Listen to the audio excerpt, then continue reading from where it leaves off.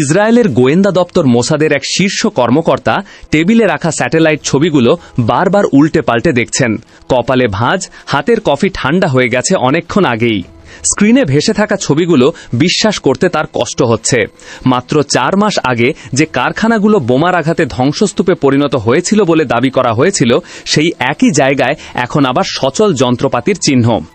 Iran, যাকে বছরের পর বছর পিছিয়ে দেয়া হয়েছে বলে ঘোষণা দেয়া হয়েছিল, সে আবার দাঁড়িয়ে গেছে, আর এবার আগের চেয়েও দ্রুত গতিতে।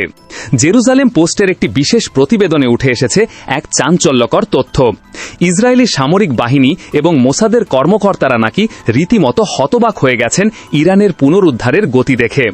বিষয়টা শুধু একটি কারখানা টিকে যাওয়া বা কয়েকটা মিসাইল রক্ষা পাওয়ার মধ্যে সীমাবদ্ধ নয়। প্রতিবেদন বলছে, ইরান একসঙ্গে বেশ কয়েকটি গুরুত্বপূর্ণ সামরিক সক্ষমতা পুনর্গঠন করছে, আর তার মধ্যে সবচেয়ে বড় মাথা ব্যথার কারণ হয়ে দাঁড়িয়েছে ব্যালিস্টিক মিসাইল উৎপাদন। 40 দিনের সেই যুদ্ধে যুক্তরাষ্ট্র আর ইসরায়েল মিলে ইরানের 2500-এরও বেশি সামরিক ও শিল্প স্থাপনায় হামলা চালায়। প্রায় 300 বার আঘাত হানা হয় বিভিন্নভাবে। যুদ্ধ শেষে দুই দেশই একযোগে ঘোষণা দেয়, ইরানের মিসাইল শিল্প একেবারে গুড়িয়ে দেয়া হয়েছে। উৎপাদন কেন্দ্র, লঞ্চ অবকাঠামো, যন্ত্রাংশ কারখানা সব ধ্বংস। আর এই ক্ষতি পুষে উঠতে ইরানের লাগবে বছরের পর বছর। কিন্তু জেরুজালেম পোস্ট এখন বলছে, যেটাকে বহু বছরের ধাক্কা মনে করা হয়েছিল, সেটা আসলে মাসের হিসাবেই সেরে ফেলছে ইরান। যুদ্ধ শেষে ইরানের হাতে ঠিক কতগুলো দূরপাল্লার মিসাইল অবশিষ্ট ছিল তা নিয়ে বিতর্ক আছে। কারো হিসাবে সংখ্যাটা 500-র কাছাকাছি, কারো হিসাবে 1000। কিন্তু নতুন এই তথ্য সেই বিতর্ককে অনেকটাই অপ্রাসঙ্গিক করে দিচ্ছে। কারণ ইরান যদি দ্রুত নতুন মিসাইল বানাতে পারে, তাহলে যুদ্ধ শেষে হাতে কতগুলো ছিল সেটা বড় কথা নয়।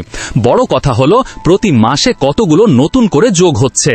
প্রতিবেদনে একটি আশঙ্কার চিত্র তুলে ধরা হয়েছে, যেখানে ইরান হয়তো মাসে 100 থেকে 300 ব্যালিস্টিক মিসাইল উৎপাদনের ক্ষমতায় ফিরতে পারে।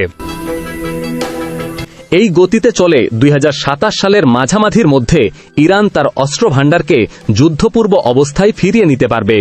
আর 2028 সালের মধ্যে সেই মিসাইল বাহিনী হয়ে উঠতে পারে এমন, যাকে মোকাবেলা করা ইসরায়েলি পরিকল্পনাকারীদের কাছে প্রায় অসম্ভব হয়ে দাঁড়াবে। এখানেই শেষ নয়, ইরান এমন অনেক কিছু ফিরে পেয়েছে যেগুলো আসলে কখনো ধ্বংসই হয়নি।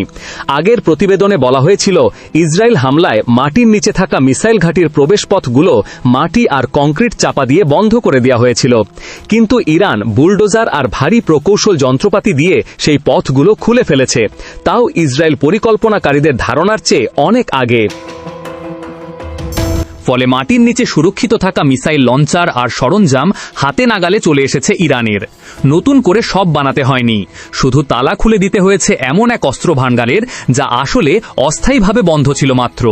ইরানের বিশাল ভূগর্ভস্থ মিসাইল নগরীগুলো ঠিক এই পরিস্থিতির জন্যই তৈরি করা হয়েছিল, যাতে বিমান হামলার তাণ্ডবেও লঞ্চ ক্ষমতা, অস্ত্র আর শিল্প যন্ত্রপাতি টিকে থাকে। আর শুধু সংখ্যা বাড়িয়েই থামেনি ইরান, কৌশলেও এনেছে পরিবর্তন। নিউ ইয়র্ক টাইমসের প্রতিবেদন বলছে, রিভলিউশনারি গার্ড বাহিনী মিসাইল আর অর্জন একসঙ্গে মিশিয়ে এমন জটিল আক্রমণ ঢেউ তৈরি করেছে, যা প্রতিরক্ষা ব্যবস্থাকে বিভ্রান্ত করে দিতে যথেষ্ট।